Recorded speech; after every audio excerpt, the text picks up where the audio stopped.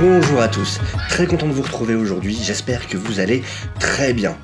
Alors, un article est paru dans Vanity Fair, un très long article.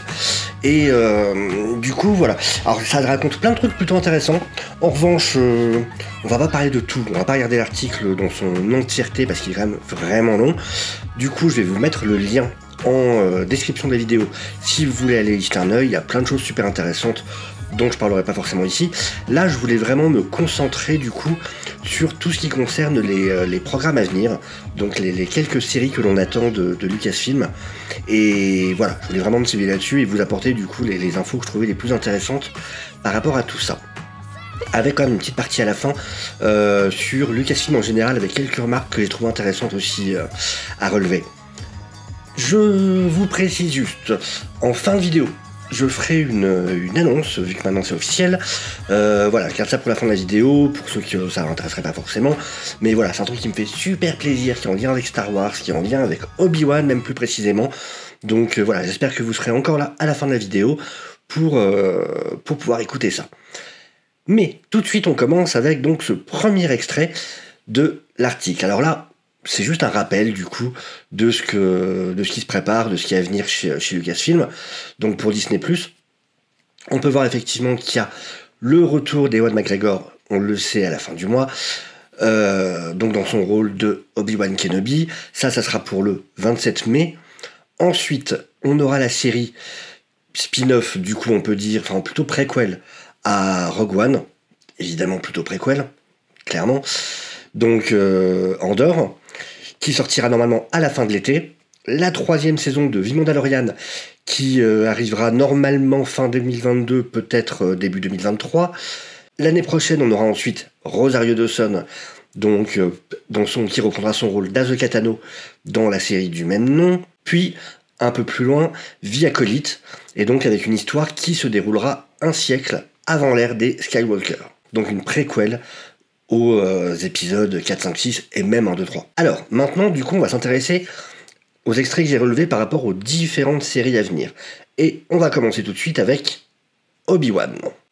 Alors, ce premier extrait nous dit donc: c'est une énigme permanente chez Lucasfilm. En gros, ça concerne toute la partie sur Darth Vader, sur le retour de Darth Vader.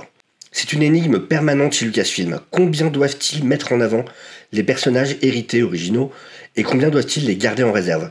Est-ce qu'introduire Vader dans une histoire sur l'exil d'Obi-Wan nuirait à leur rencontre fatidique sur l'étoile de la mort dans le Star Wars de 1977, lorsque Vader terrasse son vieil ami? Ou une rencontre jusque-là inconnue pourrait-elle réellement améliorer ce moment? Nous avons ces conversations de « what if » et « si » 24 heures sur 24 et 7 jours sur 7, déclare Michelle Rejwan, productrice exécutive d'Obi-Wan et l'une des principales responsables du développement de l'entreprise. C'est amusant de parcourir dans sa tête le magasin de jouets qu'est Star Wars. Oh, nous pourrions voir ce personnage, vous présenter ce vaisseau.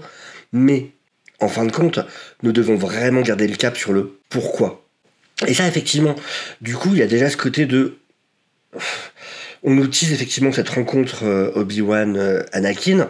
Alors, oui, ça va pas forcément contredire exactement... on peut pas forcément dire que c'est un retcon. Parce que, après tout, quand ils disent... quand ils parlent de se revoir, tout ça... Rien ne nous dit qu'il n'y a pas un moment où ils ne sont pas croisés. Maintenant, c'est vrai que ça fait plutôt peur à pas mal de fans, moi y compris, que ça fasse perdre beaucoup d'intensité à ce moment du film. Et du coup, voilà, donc on n'en sait rien pour l'instant, on verra avec la série. Effectivement, j'espère que, comme il est dit là, ils ont vraiment fait attention à ce que ce soit utile, que ça serve à quelque chose, et que ça ne vienne pas gâcher ce qui avait déjà été fait avant. Ça, on le verra effectivement, on pourra en juger en voyant la série. Extrait suivant tout de suite. Alors, on nous dit donc une partie de la perspective réussie de Shaw, donc Deborah Shaw, qui est réalisatrice du coup de la série Obi-Wan, sur pourquoi Vader et Kenobi devraient à nouveau se faire face, peut surprendre même les fans les plus ardents de Star Wars, en particulier ceux qui pensent que les deux ont un mépris épique l'un pour l'autre. Pour moi, à travers les préquels, à travers la trilogie originale, il y a une dynamique d'histoire d'amour avec ces deux-là qui traverse tout, dit Shaw. J'avais l'impression qu'il était assez difficile de ne pas inclure la personne qui a laissé Kenobi dans une telle angoisse dans la série. Ce qui l'intriguait, c'était l'idée que malgré ce que Vador était devenu, Kenobi pourrait toujours se soucier profondément de lui. Je ne sais pas comment il pourrait cesser, dit-elle. Je ne pense pas qu'il ne se souciera jamais de lui. Ce qui est spécial dans cette relation, c'est qu'ils s'aimaient. Alors, là, en vrai, bon, alors déjà, il y a tous ceux qui vont partir dans des délires. Comment ça, elle dit qu'ils s'aiment? Est-ce qu'elle est en train de raconter qu'ils étaient amoureux? Je sais pas quoi. Anakin et Obi-Wan, oui, c'est deux personnages qui s'aimaient énormément. Là-dessus, je pense pas qu'aucun vrai fan de Star Wars en doutera une seconde. Et c'est justement ce qui rend encore plus déchirant leur dernière rencontre, en tout cas l'avant-dernière, de celle qu'on connaît nous pour l'instant, celle de la prélogie, lors du dernier duel, aussi déchirante, c'est justement qu'on sait à quel point les deux tiennent l'un à l'autre. Donc, bon, là-dedans, voilà, moi je trouve, non, il n'y a rien de vraiment étonnant. Oui, on sait ces deux personnages qui tiennent beaucoup l'un à l'autre. Pour ceux qui ont vu la série Clone Wars, par exemple, il y a souvent le cas où les Jedi ne devraient pas avoir d'attachement, réellement. Or, Anakin est souvent prêt à tout pour pouvoir aider ou sauver Obi-Wan, et vice-versa. C'est quelque chose qui a très souvent été mis en scène, donc bon, voilà, je trouve cette partie, il n'y a rien de très étonnant. Mais je vous dis, je voulais en parler parce que vraiment, j'attends les sites qui vont reprendre cet extrait-là et qui vont dire, vous avez vu, vous avez prévenu, voilà, vous avez vu, ils sont amoureux maintenant. Voilà. Mais non, vraiment, la partie-là, il n'y a rien qui me... Voilà, ça me paraît plutôt logique. Alors, pour Obi-Wan, c'est tout. Faut dire que c'est une série qui est assez proche. De toute façon, si vous voulez mon avis sur la série Obi-Wan, il y a ma vidéo sur l'analyse du dernier trailer, où je parle aussi du coup de mes théories. J'ai certaines théories assez ancrées par rapport à ce qui va se passer dans la série, des choses qui me paraissent assez évidentes. Maintenant, je me trompe peut-être, on verra bien. Mais voilà, si ça vous intéresse, il y a cette vidéo sur ma chaîne. Ensuite, on passe donc à ce qui nous est dit sur Andor. Alors désolé, j'ai ma capture d'écran. Du coup, vous avez le logo Vanity Fair ici. Mais voilà, je vais vous dire ce qui est écrit. Donc on lit, ce jour-là, à la mi-2019, lorsque Luna a été recrutée pour Andor, l'acteur se souvient d'avoir regardé, donc Diego Luna, l'acteur se souvient d'avoir regardé par la fenêtre de la voiture les toits des bâtiments adjacents, visualisant l'histoire d'espions résistants et d'évasion proche de la mort. Il était particulièrement heureux que la proposition de Gilroy, donc celui qui s'occupe de la série, le showrunner, comprenne des détails qui résonnaient personnellement. Luna décrit Andor comme une histoire de réfugiés, avec des personnes désespérées, fuyant l'Empire à pleine puissance. C'est le voyage d'un migrant, dit-il. Ce sentiment de devoir bouger est derrière cette histoire, très profondément et très fort. Cela façonne en tant que personne, cela vous définit à bien des égards, et ce que vous êtes prêt à faire. Alors je le trouve assez intéressant ce projet Andor, je dois avouer. Du coup, effectivement, donc préquel à Rogue One, et je sais pas, c'est un côté qui m'intéresse beaucoup dans Star Wars, du coup là, alors faut savoir que Gilroy, c'est c'est le scénariste, pardon, et c'est celui qui entre autres a écrit, alors je sais au moins les 3 premiers Bourne Identity, donc les films La mémoire dans la peau, et donc un film d'espionnage par lui, ça peut être plutôt très cool, je me dis, et d'avoir tout ce côté très... voilà, comment quelqu'un vient agir dans la rébellion par rapport à ce qu'il a vécu avant, ça peut être quelque chose de très très intéressant comme point de focus. Donc non, je suis vraiment curieux de cette série. Et vous allez voir du coup le deuxième extrait, ce que je vais vous lire là, que je trouve assez intéressant aussi. Et donc il nous est dit, Gilroy respire profondément et en révèle un peu plus sur Andor. Ce type a donné sa vie pour la galaxie, n'est-ce pas ? Je veux dire, il s'est sacrifié consciemment, sobrement, sans vanité ni reconnaissance. Qui fait ça ? Il demande. C'est de cela qu'il s'agit dans cette première saison. Il s'agit de lui étant vraiment opposé à la Révolution, et cynique et perdu, et une sorte de gâchis. L'histoire commence par la destruction du monde natal d'Andor, puis le suit jusqu'à l'âge adulte. Donc ça c'est intéressant. On va vraiment le suivre depuis ses jeunes années, et voir la destruction de son monde, pour en arriver petit à petit à ce qui va le conduire là où nous on l'a trouvé. Puis le suit à l'âge adulte lorsqu'il se rend compte qu'il ne peut pas courir éternellement. Sa maison d'adoption deviendra la base de toute notre première saison. On sait qu'il y a déjà une deuxième saison, effectivement, qui est prévue. Sa maison d'adoption deviendra la base de toute notre première saison, et nous regardons cet endroit se radicaliser, déclare Gilroy. Ensuite, nous voyons une autre planète qui est complètement démantelée d'une manière coloniale. L'Empire s'étend rapidement, ils anéantissent tous ceux qui se trouvent sur leur chemin. À la fin du voyage, le chemin d'Andorre sera de bloquer le leur. Et je trouve ça vraiment intéressant, perso, de s'intéresser du coup à cette expansion de l'Empire, à l'effet que ça peut avoir sur les différentes populations. Enfin, c'est vraiment un angle que je trouve cool. Donc, c'est toujours pareil, on verra comment c'est fait, est-ce que c'est réussi ou pas. Mais en tout cas, l'idée, le concept de départ, je le trouve très très bien. Et du coup, alors voilà, il y a encore un extrait. Le show se concentre également sur l'énigmatique chef rebelle Mon Mothma, interprétée par Geneviève O'Reilly, qui la dépeinte comme une jeune sénatrice dans La Revanche des Sith, puis a repris le rôle dans Rogue One. Mothma, alors jouée par Caroline Blackiston, était la figure ressemblant à une prêtresse dans Return of the Jedi de 1983, qui décrit les faiblesses de la nouvelle Death Star. En tenant gravement, de nombreux botanes sont morts pour nous apporter cette information. Dans Andorre, son histoire se déroulera parallèlement au personnage principal, dont nous savons qu'il deviendra éventuellement l'un de ses agents clés. C'est une énorme distribution, d'ensemble orchestral à la Dickens, déclare Gilroy. Donc là, ce qu'on nous apprend, c'est que du coup, on va pas uniquement se focaliser sur Gilroy, et qu'on aura aussi, entre autres, Mon Mothma. Ce que je trouve plutôt cool aussi, honnêtement. Parce que ça veut dire qu'on aura plusieurs angles de vue. Un angle plus politique, un peu comme dans Clone Wars, quand on pouvait suivre par exemple Padmé. Et en même temps, on aura cette vision de quelqu'un du peuple qui, lui, vivra les conséquences dans la rue de cette expansion de l'Empire. Donc vraiment, pour l'instant, tout ce que je lis là me hype plutôt pas mal sur la série. Je trouve ça plutôt très très cool. Maintenant, on passe à la série Ahsoka. Alors tout d'abord, une petite info rapide, mais du coup en plus c'est assez rigolo comment c'est arrivé. Mais en gros là c'est une partie où en fait ils interrogeaient Ewan McGregor. Et le truc c'est que Ewan McGregor, faut savoir que dans la vie il est avec Mary-Elizabeth Winstead, que vous avez pu voir entre autres en tant que Huntress dans ce fabuleux film qui est Birds of Prey. Mais en tout cas, en gros Ewan McGregor dit: ma partenaire Marie fait cette série Star Wars avec Rosario et elle est sur le point de commencer, dit-il. Il faut savoir que Lucasfilm n'a pas confirmé encore le fait qu'elle était dans le... Il y avait des rumeurs, mais ils n'avaient pas confirmé qu'elle était dans Ahsoka. Donc voilà, c'est fait. Merci Ewan McGregor qui nous confirme donc cette nouvelle et qui continue en disant: notre petit garçon est né dans cette immense famille Star Wars, déclare McGregor. Alors, tu m'étonnes, ton père c'est Obi-Wan et du coup ta mère maintenant va aussi être un personnage de Star Wars. Donc déclare McGregor, dont le fils avec Winstead est né l'été dernier. Soit il l'embrassera, soit il ira vraiment dans l'autre sens, je ne sais pas.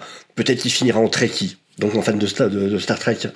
Mais du coup voilà, donc c'est une confirmation déjà sur la série Ahsoka, donc il y aura bien Mary-Elizabeth Winstead qui sera dedans.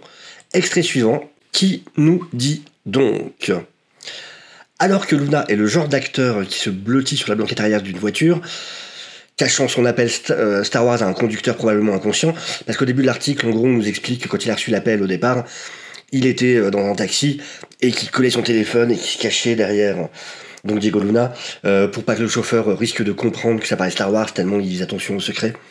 Et bon, là c'est vraiment juste une anecdote marrante, mais du coup, Rosario, elle au contraire, quand elle a eu l'info, ce qu'elle a fait, c'est ils lui ont fait faire du coup un essai maquillage, et donc Rosario Dawson, direct, elle a FaceTime l'enfant de 8 ans d'une de ses amies, alors qu'elle du coup elle était en costume, maquillage, tout quoi. Et du coup le môme a complètement pété un plomb, parce que c'est un énorme fan de Star Wars, qui connaît tous les types de vaisseaux, les personnages, tout ça. Et du coup il freak out comme on dit quoi, il a pété un plomb. Il a lancé le téléphone, il est même parti. Et le lendemain, ça l'a rappelé en disant: ah non, c'est bon, ça y est, il est prêt, il peut faire face. Elle dit: ah mais non, mais là je suis plus en costume, en fait, c'est trop tard. Ça lui fera une leçon, prochaine fois.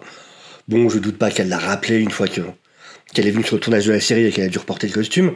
Mais c'est assez rigolo. Et du coup, c'est pas la seule connerie, entre guillemets, qu'a fait Rosario Dawson, en mode à révéler un peu trop de choses. Et justement, l'extrait suivant, C'est donc en octobre 2021 où Rosario Dawson est tombée sur un article qui disait qu'Anakin Skywalker apparaîtrait dans sa série.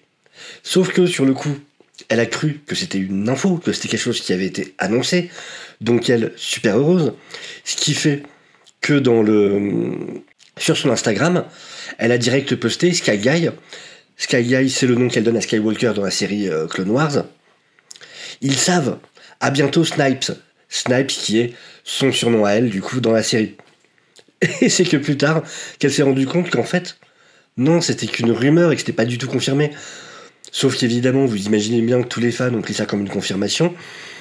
Et elle s'est rendue compte qu'elle a fait une connerie. En plus, elle a reçu un mail de la part de gens de Star Wars qui lui ont dit « Bon, vous allez peut-être vouloir le retirer, là, votre post sur Instagram ?» Et du coup, elle dit elle-même « On peut pas me faire confiance. » Vraiment.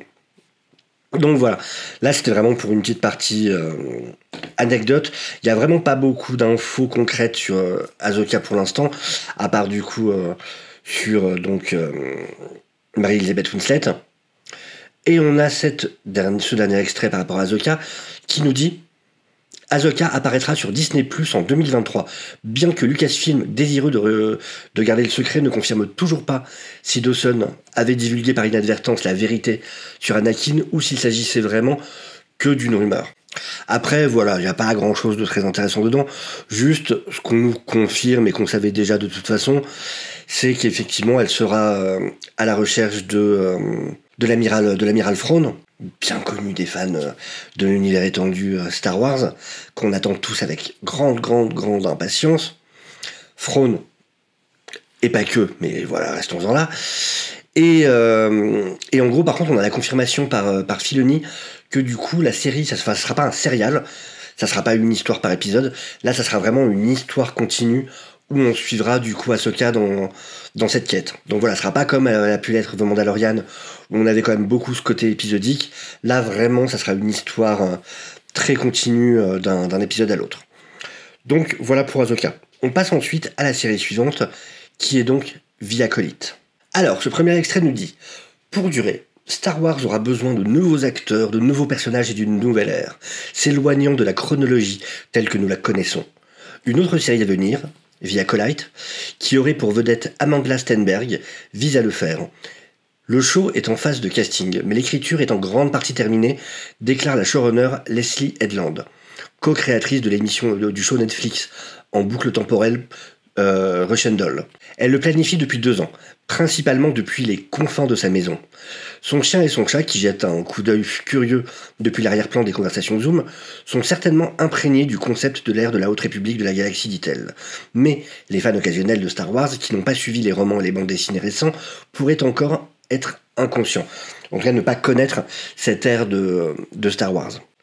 Parce qu'effectivement, l'ère de la Haute République, du coup, pour l'instant, en tout cas, ceux qui regardent films ou séries ne la connaissent pas du tout. C'est quelque chose qui est apparu il y a quelques temps, que vous pouvez trouver d'ailleurs en France aussi, ça a été traduit, c'est sorti en comics ou en roman, certains plus pour adultes, certains plus en littérature jeunesse. Donc voilà, Panini a publié pas mal de comics, il y a aussi des romans qui sont sortis. Donc voilà, si c'est une ère qui vous intéresse, vous pouvez déjà vous préparer en lisant tout ça. Ensuite, l'Acolyte, dit Headland, se déroule environ 100 ans avant la menace fantôme. Beaucoup de ces personnages ne sont même pas encore nés. Nous examinons les choses politiques, personnelles et spirituelles qui se sont produites à une époque dont nous ne savons pas grand-chose. Ma question, en regardant la menace fantôme, était toujours du genre « Eh bien, comment les choses en sont-elles arrivées là ? Comment en sommes-nous arrivés à un point où un seigneur Sith peut infiltrer le Sénat et qu'aucun Jedi ne s'en aperçoive ? Qu'est-ce qui n'allait pas ? Quels sont les scénarios qui nous ont conduits à ce moment ? » C'est une vision plutôt intéressante, c'est à voir vraiment. Je connais pas trop le boulot de Headland, donc je peux pas juger. Je sais que sur les réseaux sociaux, elle a pas mal fait parler pour certaines de ses sorties. Maintenant, voilà, j'attends de juger son boulot. Donc en tout cas, le concept peut être intéressant. Elle nous dit ensuite « Headland décrit The Acolyte comme un thriller mystérieux se déroulant dans une ère prospère et apparemment paisible, lorsque la galaxie est toujours élégante et scintillante. Nous utilisons en fait le terme de la Renaissance ou du siècle des Lumières, dit-elle. Les Jedi n'étaient pas encore toujours des moines ascétiques vivant avec altruisme et courage. Les uniformes des Jedi sont dorés et blancs, et c'est presque comme s'ils ne se salissaient jamais. Ils ne sortaient jamais, dit Edland. L'idée est qu'ils pourraient avoir ces types d'uniformes parce que c'est à quel point ils se lancent dans des escarmouches. Donc ouais, en gros, ça serait qu'ils sont très en retrait. J'attends de voir. Personnellement, je vous avoue, je me suis pas vraiment, pour l'instant, intéressé à tout ce qui concerne la Haute République. J'avais commencé un comics. Bon, voilà, ça m'a pas transcendé. Je suis vraiment pas fan de l'esthétique. Enfin, toute la plupart des covers qu'on a eu, que ce soit des romans ou des comics, je suis pas vraiment ultra fan. Donc voilà, faudra que je m'y relance de toute façon. Je suis curieux, mais voilà, c'est pas ce qui m'intéresse le plus pour l'instant dans l'univers Star Wars. Mais je ne demande qu'à être surpris en bien. Après ça, on arrive sur une série alors qui n'a pas encore de nom. Et ça va faire plaisir à beaucoup, on va parler de Jon Watts, notre ami Jon Watts, réalisateur de la trilogie Spider-Man pour le MCU, qui avait déclaré qu'il faisait donc une pause sur la réalisation de films de super-héros, mais qui est à la production, en tout cas, d'une série pour Lucasfilm. Et on nous dit donc, une autre nouvelle série à l'horizon n'a même pas de titre, juste un nom de code, Grammar Rodeo. Une référence à un épisode des Simpsons dans lequel Bart et ses camarades de classe volent une voiture et s'enfuient pendant une semaine à l'aide d'un alibi bidon sur un voyage pédagogique. Le show se déroule lors de la reconstruction post-retour du Jedi qui suit la chute de l'Empire, à l'instar de The Mandalorian, mais son intrigue reste secrète. Il est créé et produit par le réalisateur Jon Watts et l'écrivain Chris Ford, qui ont réalisé Spider-Man Homecoming pour Marvel. Un avis de casting a appelé 4 enfants, âgés d'environ 11 à 12 ans. À l'intérieur de Lucasfilm, le spectacle est décrit comme une version galactique des films d'aventure classiques en blanc des années 80.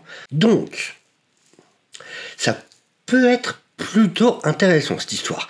Déjà, rien ne nous dit que Jon Watts le réalisera. C'est une première chose. Ensuite, en gros, ce qu'on apprend, alors quand on voit en plus, à voir, parce que du coup ils ont choisi ce nom de code, est-ce que ça en dévoile vraiment pas? Mais quand on voit le casting, ce qui est dit à la fin, et le nom d'épisode des Simpsons qu'ils ont choisi, ça serait donc l'histoire de 4 enfants qui, j'imagine, peut-être se retrouveraient à voyager, en tout cas vivre une aventure dans la galaxie Star Wars, peut-être à voyager, est-ce qu'ils se retrouvaient à avoir volé un vaisseau, peut-être, ou qu'est-ce qui se passerait exactement? Enfin, écoutez, ça peut être intéressant en tout cas. Le concept peut être cool. Donc, ouais, je suis curieux. À voir vraiment. Donc, voilà, on peut pas en dire grand-chose pour l'instant, on n'a pas beaucoup d'éléments, mais bon, alors on est encore dans ce truc de revival de l'esprit des années 80, mais avec une esthétique Star Wars là. Donc, c'est pas du Stranger Things non plus. Mais je suis curieux de voir. Le concept peut être vraiment intéressant en tout cas. Ensuite, on va s'intéresser à des extraits qui concernent Lucasfilm plus généralement et sur lesquels je trouve intéressant de revenir. Alors, là on nous dit la transition n'était pas un pivot évident pour un empire bâti sur le cinéma, en parlant du passage à la télévision, enfin à la plateforme de streaming, à Disney+. Lorsqu'elle a repris Lucasfilm en 2012, l'objectif principal de Kennedy était de rajeunir Star Wars avec une nouvelle ère de films. Après une trilogie de préquels qui a déçu de nombreux fans, la transition n'était pas un pivot évident pour un empire bâti sur le cinéma. En gros, là, on nous dit par rapport, quand ils disent ça, c'est par rapport au fait de passer surtout énormément aux séries pour Disney+. Lorsqu'elle a repris Lucasfilm en 2012, l'objectif principal de Kennedy était de rajeunir Star Wars avec une nouvelle ère de films, après une trilogie préquel qui a déçu de nombreux fans. Alors même si, évidemment, maintenant, on l'a bien vu, ils sont beaucoup plus aimés qu'ils l'étaient à l'époque. Merci la postlogie Star Wars, entre autres, et surtout aussi la génération de gens qui ont grandi, qui ont découvert Star Wars par la prélogie, que personnellement j'aime beaucoup. Alors ils sont pas parfaits, mais je trouve qu'il y a beaucoup plus de bons que de mauvais dans la prélogie, c'est mon avis personnel. Et donc, peu de producteurs étaient mieux placés pour le faire, compte tenu de son héritage de films qui ont plu aux foules, allant de E.T. à Retour vers le futur ou Le Sixième Sens. À la fin de 2015, Anne, Leia et Luke étaient de retour sur grand écran dans le The Force Awakens de J. Abrams, qui... Alors j'adore parce que... En français, parce que j'ai le texte traduit en français à côté en fait. Parce que je peux traduire l'anglais, mais du coup pour le faire sans que ce soit chiant à faire tous les 3 mots. Et en français, là ça traduit qui présentait le charognard du désert Rey. C'est pas très sympa pour Rey. J'aurais jamais été jusque là. Je suis pas un grand fan du personnage, mais je me serais jamais permis. Parce qu'en anglais il est dit... Ah, Scavenger, d'accord. Oui, c'est parce que du coup, Scavenger, c'est quelqu'un qui récupère des pièces, voilà. Mais du coup, donc pas le charognard Rey. Le soldat d'assaut en quête de rédemption Finn et le hotshot, le pilote de X-Wing Poe Dameron. Et bien sûr, l'aspirant Sith Mossad Kylo Ren. La suite de Rian Johnson, The Last Jedi de 2017, a continué la saga Skywalker, mais s'est brusquement éloigné de la vision d'Abrams et a semblé fermer certaines intrigues centrales. Abrams a fait demi-tour lorsqu'il est revenu pour le dernier chapitre de 2019, The Rise of Skywalker, reprenant l'épisode 9 à la fin du développement. Les films ont tous rapporté des milliards, mais le récit en zigzag... Voilà, n'a pas laissé forcément que des bons souvenirs, on va pas se mentir. Même s'il y en a qui sont très fans de cette postlogie, pas de soucis, chacun son truc. Heureusement, évidemment, mais effectivement, ça a quand même créé pas mal de déceptions. Et en gros, on nous dit que ça a conduit à la pause de Star Wars. Et alors là, on nous dit, nous avons tous reconnu, chacun de nous, qu'il s'agissait d'un nouveau chapitre pour l'entreprise, et que nous devions tous travailler ensemble pour créer l'architecture de l'endroit où nous allions. Ce qu'on peut traduire en gros par « on s'est rendu compte qu'on a fait de la merde », et du coup, on s'est dit « là, il est temps qu'on change de plan ». C'est complètement ça. Clairement, on va pas se mentir, c'est vraiment, voilà, on a fait nimp. Parce que ils ont voulu aller beaucoup trop vite, et du coup, un film tous les ans, c'était juste pas possible. Sur ce genre d'énormes films, enfin, vous produisez pas un téléfilm pour M6, c'est Star Wars, quoi. Ça se produit pas aussi vite, vraiment, quand on voit que... J'en veux même pas à Rian Johnson lui-même, puisqu'il écrivait le film pendant que l'autre n'était même pas encore sorti. Et il écrivait le film suivant alors que déjà le premier n'était pas sorti. Du coup, c'est vraiment là-dessus... Lucasfilm a vraiment fait n'importe quoi. Donc, tant mieux s'ils s'en rendent compte, mais on verra ce que ça donne plus tard. Alors ça, c'est juste une petite info que je trouve intéressante, parce que c'est un truc que je me demandais. Et donc, sur le nombre de ce qu'il appelle le volume... Donc c'est Studio qui utilisent entre autres pour The Mandalorian et pour les shows de toute façon Star Wars en général.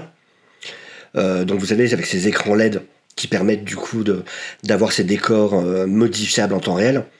Et en fait, donc là on apprend qu'ils en ont 3 à Los Angeles, 1 à Londres et aussi 1 à Vancouver.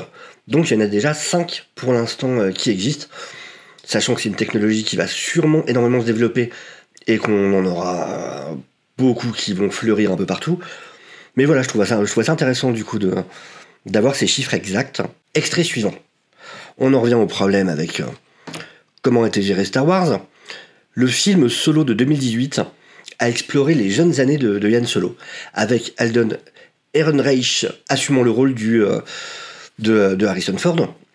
Le film a ses admirateurs, mais il a fait moins au box-office que tout autre film Star Wars live action. Et du coup, voilà, en gros, elle nous dit que ils se sont rendus compte que le fait de recaster un acteur comme ça, ça ne marche pas forcément. Il devrait y avoir des moments, elle dit, il devrait y avoir des moments en cours de route où vous apprenez des choses, déclare Kennedy. Maintenant, il semble si clair que nous ne pouvons pas faire cela. Bah oui, mais on te l'avait tous dit en fait, sans qu'on le savait. Après Solo, je vous dis honnêtement, je suis pas aussi critique que certains peuvent l'être. Le film a rien d'extraordinaire, voilà, mais c'est certainement dans les moins, comment dire, alors j'ai envie de dire dans les moins incompétents, c'est pas le terme, mais je trouve qu'encore ça permet de passer un bon moment. C'est pas un mauvais film, voilà, il y a plein de choses à revoir, mais c'est très loin d'être un mauvais film pour celui-là. Mais encore une fois, c'est bien s'ils apprennent, on verra par la suite, mais tant mieux s'ils ont compris au moins certaines choses. On verra ce que ça donne.